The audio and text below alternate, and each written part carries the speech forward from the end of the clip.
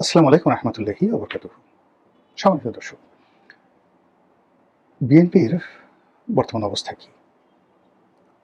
যারা সরকারে আছেন, যারা সংসদে আছেন, সংসদের বাইরে যারা স্থানীয় সরকারে আছেন, কিংবা যারা দলীয় পদপদবিতে আছেন, বা যারা নেই কিন্তু বিএনপি করেন, তাদের মধ্যে এই মুহূর্তে অনুভূতিটা কি? এটি যদি আপনাকে বুঝতে হয়, তাহলে সেই যে আমাদের মরমী কবি, বিখ্যাত মরমী কবি হাছন রাজা,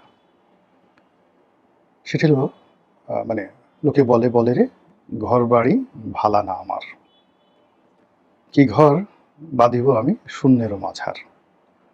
যেখানে আমার ফাউন্ডেশন নেই, মাটি নেই, তো সেখানে বাতাসের উপর আমি কিভাবে ঘর তৈরি করব? কবির সেই কথা। তো যেহেতু বাতাসের উপরে ঘর তৈরি করা যাচ্ছে না, এই জন্য আমি ঘরই তৈরি করিনি। এই জন্য লোকজন আমাকে বলে যে তোমার ঘর বাড়ি ভালো নয়। এখন সিলেটের দুলাভাই, সিলেটের জামাই জনাব তারেক রহমান, আপনি যদি তার বাড়ি ঘরের কথা চিন্তা করেন, মানে একেবারে বস্তুগতভাবে ফিজিক্সে চলে আসি, বগুড়াতে গিয়ে দেখেন তার বাড়িটি পরিত্যক্ত, পৈতৃক বাড়ি পরিত্যক্ত।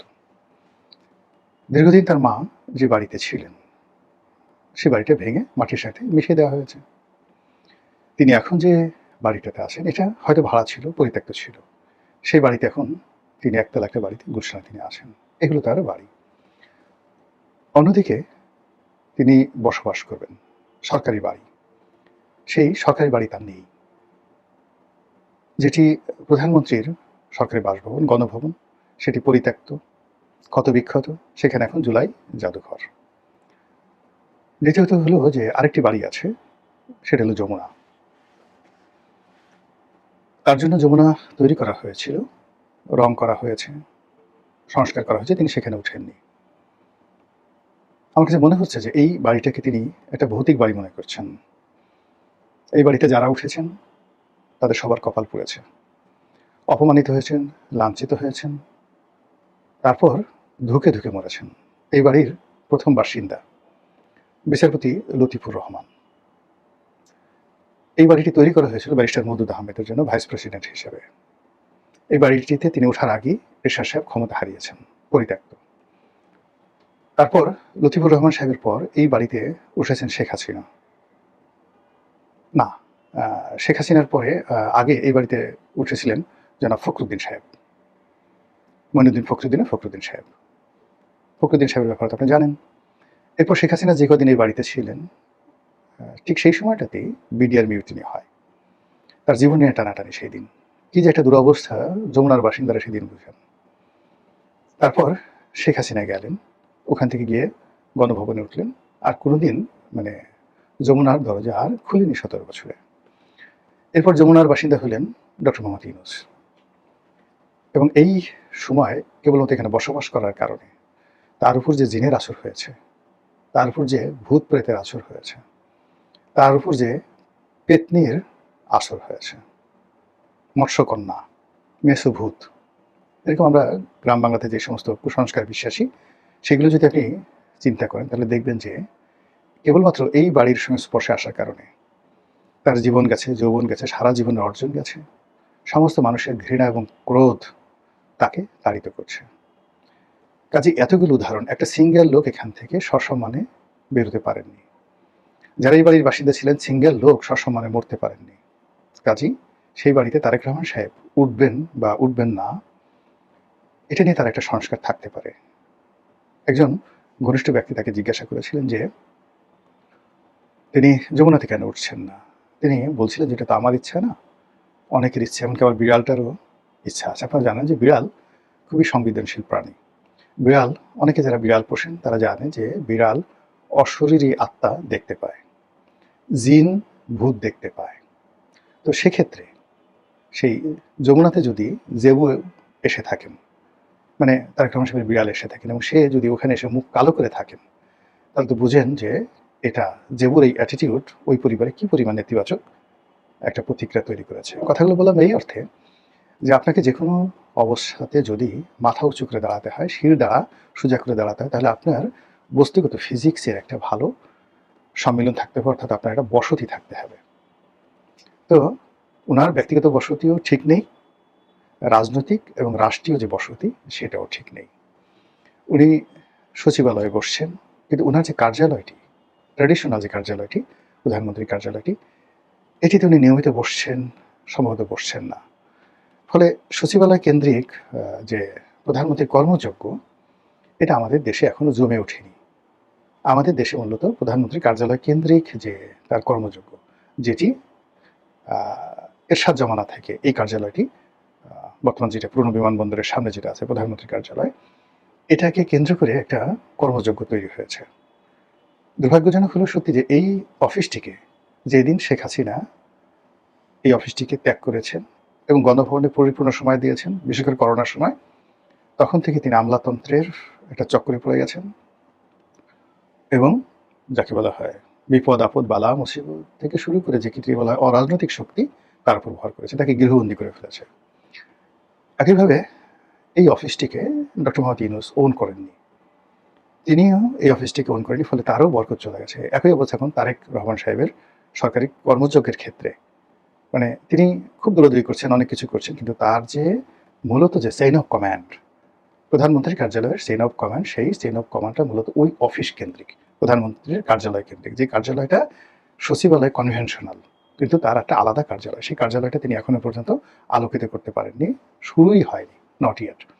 আর সচিবালয় তার যে কার্যালয়টা, যেটা পূর্ণ টাইম তিনি করার চেষ্টা করছেন, এটা অন্তত পক্ষে 10 বছর লাগবে। এখানে যদি একজন মানে ওই অফিসটাকে পরিত্যক্ত ঘোষণা করে যদি সচিবালয়ে তারেক রহমান সাহেব টানা 10 বছর বসেন, তাহলে ভবিষ্যতে জাইমা রহমান এসে বা জুবাইদুর রহমান এসে এটাকে একটা নতুন অফিস করতে পারবেন। কিন্তু এখন পর্যন্ত রাষ্ট্রযন্ত্রের কাজ, ফাইল যেভাবে চলাচল করে, যেভাবে আমলাতন্ত্র অভ্যস্ত, সেটা হলো ওই তেজগাঁও অফিস কেন্দ্রিক। সেখান থেকে তারেক রহমান সাহেব এবং ইউনূস সাহেব কোনো সাপোর্ট এখন পর্যন্ত পাচ্ছেন না। এরপরে সংসদ, সংসদে সরকার দলের যারা লোকজন আছেন, এখানে আসলে বলতে গেলে সংসদ বলতে এখন সালাউদ্দিন সাহেব, এখানে প্রধানমন্ত্রী আছেন বা নেই ডাজ নট ম্যাটার, সালাউদ্দিন সাহেব আছেন কি নেই এটা ম্যাটার করে। প্রধানমন্ত্রী কি বললেন না বললেন এটা ম্যাটার করার চাইতে এখন সালাউদ্দিন সাহেব কি বললেন না বললেন এটা ম্যাটার করে, একমাত্র সালাউদ্দিন সাহেব। আবার অন্যদিকে সরকারি দলের অ্যাগেনস্টে যারা বসে আছেন, একমাত্র রুমিন ফারহানা ছাড়া আর কাউকে কোনো অবস্থাতেই বিরোধী দল বলে মনে হচ্ছে না। মনে হচ্ছে এরা আমাদের মামা, এরা আমাদের চাচা, মানে সরকারি দলের মামা, সরকারি দলের চাচা, সরকারি দলের খালু, দুলাভাই, শ্যালক, ভগ্নিপতি ইত্যাদি, কিন্তু প্রতিদ্বন্দ্বী মনে হচ্ছে না। এটা মনে হচ্ছে না কেন, এটার কোনো কারণ নেই, কিন্তু আমরা দেখে মানে আপনি দুটো বাঘ লড়াই করছে, ওটার একটা দৃশ্য, আর একটা বাঘ এবং একটা অন্য বাঘের সাথে সামঞ্জস্যপূর্ণ, আমি কোনো প্রাণীর নাম বললাম না।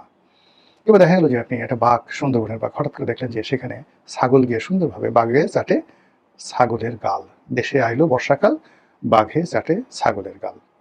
সংসদের কথাবার্তা শুনলে ঠিক ওই রকম মনে হয়। শেখ হাসিনার সংসদে যেটা ছিল এটা সার্কাস্টিক ছিল, ওটাকে একটা সার্কাস মনে হতো, কিন্তু সার্কাসের মধ্যে বাঘের গলার মধ্যে হাত দেওয়া হয়, হাতির অন্ডকোষ চেপে ধরা হয়, হাতির মুখের মধ্যে মানুষ মুখ ঢুকিয়ে দেয়, এরগুলোকে সার্কাস্টিক বলা হয়। কিন্তু সার্কাসের মধ্যে কোনো বাঘের গাল ছাগলে চেটে দিয়েছে এইরকম কোনো ঘটনা কিন্তু আমরা দেখিনি। কাজেই শেখ হাসিনার যে সার্কাস্টিক সংসদ ছিল, এটা এখন বর্ষাকালের সংসদ হয়ে গেছে, যেটাকে দেখলে মনে হচ্ছে ছাগলে চাটে বাঘের গাল, এটা আমাদের মনে হচ্ছে। এখন এর জন্য আপনি আমাকে রাগ হতে পারেন, সমালোচনা করতে পারেন, কিন্তু আমার মনে হচ্ছে, আমার মতো বহু মানুষ এরকম মনে হচ্ছে। তো এই অবস্থাতে কি হচ্ছে, সরকারের যে হৃদস্পন্দন, প্রাণস্পন্দন, এই প্রাণস্পন্দন কাজ করছে না, রক্ত সঞ্চালন হচ্ছে না, আমলাতান্ত্রিক জটিলতা দেখা দিচ্ছে, দলের ভিতরে বাইরে ভুল বোঝাবুঝি হচ্ছে। এর বাইরে যেটা একেবারে বাস্তব কতগুলো সমস্যা, তারেক রহমান সাহেব 15-16 বছর দেশের বাইরে ছিলেন, তাকে একটা নতুন পরিবেশ পরিস্থিতি, আমি যেমন ধরেন বহুদিন লন্ডনে ছিলাম, কিন্তু এখন কি আমি লন্ডন চিনব না? আমি আমেরিকাতে ছিলাম, কথার কথা স্ক্যান্ডিনেভিয়ান কান্ট্রিগুলোতে ছিলাম, কিন্তু একটা রাস্তার নামও কিন্তু আমার এখন আর মনে নেই। আমি নিজে স্মরণ করার চেষ্টা করি, এমনকি অনেক বন্ধু বান্ধব খুব ঘনিষ্ঠ ছিল তাদের সঙ্গে, তাদের নামও মনে আসছে না, চেহারাও অনেকের মনে আসছে না। তো সেক্ষেত্রে 17 বছর উনি অনবরত দেশের বাইরে ছিলেন, ফলে এখানে এসে সবার সাথে তার সম্পর্ক করা, অ্যাডাপশন করা, বাংলার পরিবেশ বোঝা, এটা ওনার পক্ষে সম্ভব ন্যাচারালি হচ্ছে না।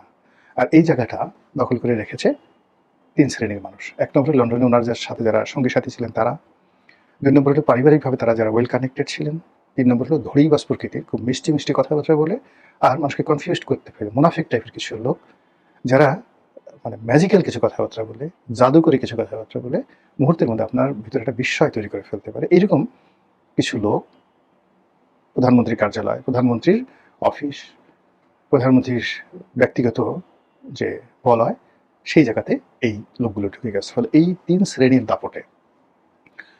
শ্রেণীর দাপটে যারা বিএনপির ত্যাগী, পরীক্ষিত, তারা কাছে ভিড়তে পারছে না। বেশিরভাগ বিএনপির যারা নেতাকর্মী, তারা দল থেকে নিজেদেরকে নিবৃত রেখেছে। অনেকে মন ভার করে বসে আছে। বিএনপির অফিসগুলো গিয়ে দেখেন খা খা করে, কোনো লোকজন নেই। বিএনপির যে সমস্ত নেতা রয়েছেন, মানে যখন একটা সরকারের স্বাভাবিক গতি থাকে, স্পন্দন থাকে, সেখানে আপনি পদ পদবিতে থাকেন বা না থাকেন, বাড়ির সামনে শত শত মানুষের ভিড় থাকে। আপনি ধরুন শেখ সেলিম যখন মন্ত্রী ছিলেন না, মন্ত্রী জাস্ট একজন সংসদ সদস্য, বা শেখ হেলাল, মানে এদের যে ক্ষমতাগুলো আছে, বাড়ি ধারাতে গিয়ে বা শেখ হেলাল বাড়ির সামনে গিয়ে দেখেন অন্তত পক্ষে বৃষ্টির দিনে দেখা করার জন্য 500 লোক লাইন দিয়ে রাস্তায় দাঁড়িয়ে থাকতো। এটা হলো একটা ক্ষমতার কেন্দ্র। আপনি যখন 96 সনে স্বরাষ্ট্রমন্ত্রী ছিলেন নাসিম সাহেব, তোফায়েল আহমেদ ছিলেন তখন বাণিজ্য মন্ত্রী, মানে আমি এমনও ঘটনা গেছে সকাল 7টার সময় বাসায় গিয়ে দেখি তোফায়েল সাহেবের বাসা অন্তত ভিতরে বাইরে মিলিয়ে 1000 লোক দাঁড়ানো, নাসিম সাহেবের বাসা দোতলা নিচতলায় মিলিয়ে আরও 1000 লোক দাঁড়ানো।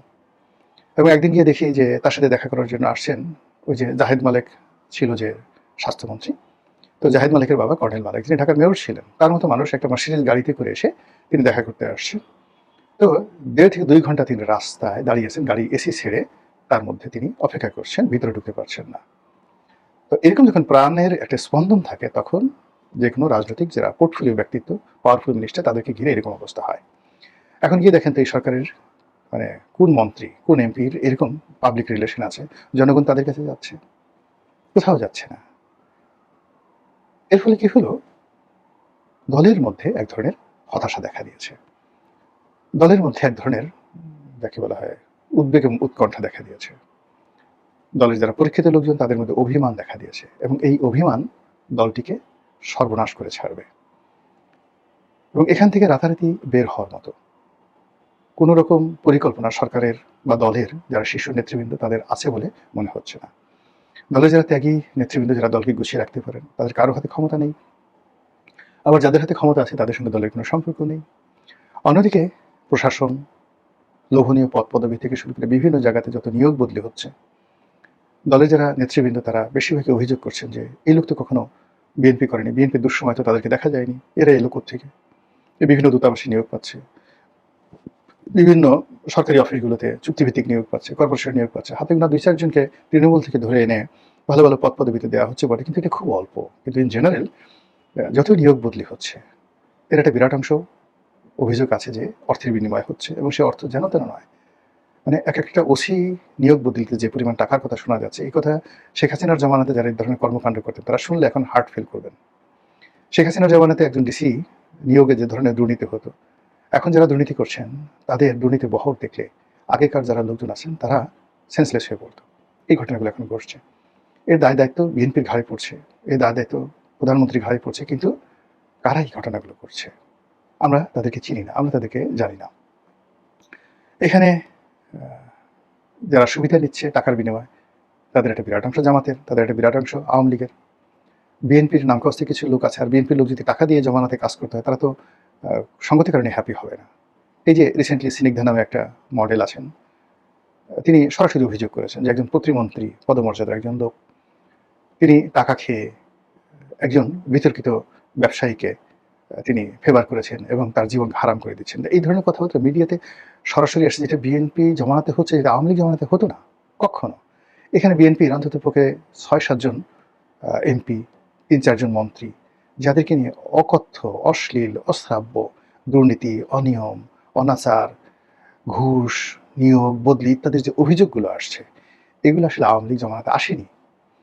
আপনি চিন্তা করেন যে যদি আপনি এই অল্প সময়ের মধ্যে মীর শাহে আলম, কিংবা এই অল্প সময়ের মধ্যে সালাউদ্দিন সাহেব, তাদের বিরুদ্ধে যে অভিযোগগুলো আসছে, এই ধরনের অভিযোগ কি দীপমণির বিরুদ্ধে ছিল? এই ধরনের অভিযোগ কি ওবায়দুল কাদেরের বিরুদ্ধে ছিল?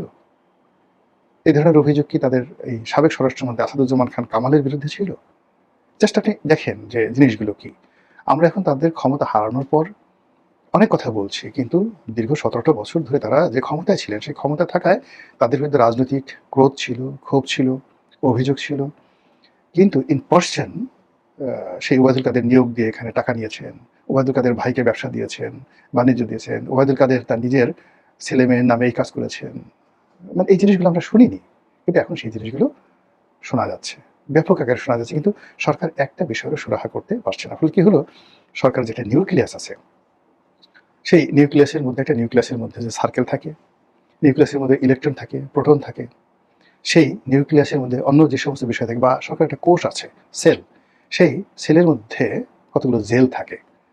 জেল না থাকলে কখনো সেল গঠিত হয় না। সরকারের মধ্যেও আপনার জেল থাকা লাগবে, আর ইলেকট্রন প্রোটন থাকা লাগবে, নিউক্লিয়াস থাকা লাগবে। ঠিক সেই জায়গাগুলো এখন নেই। ফলে কি হচ্ছে? গাড়ি চলে না, চলে না, চলে না রে। বা বাবা ভান্ডারী, লাইন ছাড়া চলে না রেলগাড়ি। যেটা গান দিয়ে শুরু করেছিলাম, কি ঘর বানাইবো আমি শূন্যেরও মাজারে। যদি বিএনপি যারা কর্তা ব্যক্তি এই বিষয়গুলো নিয়ে ভাবেন, চিন্তা করেন, তাদেরই উপকার হবে। মহান আল্লাহ আমাদের সবাইকে হেদায়েত দান করুন, হেফাজত করুন। আসসালামু আলাইকুম ওয়া রাহমাতুল্লাহি ওয়া বারাকাতুহু।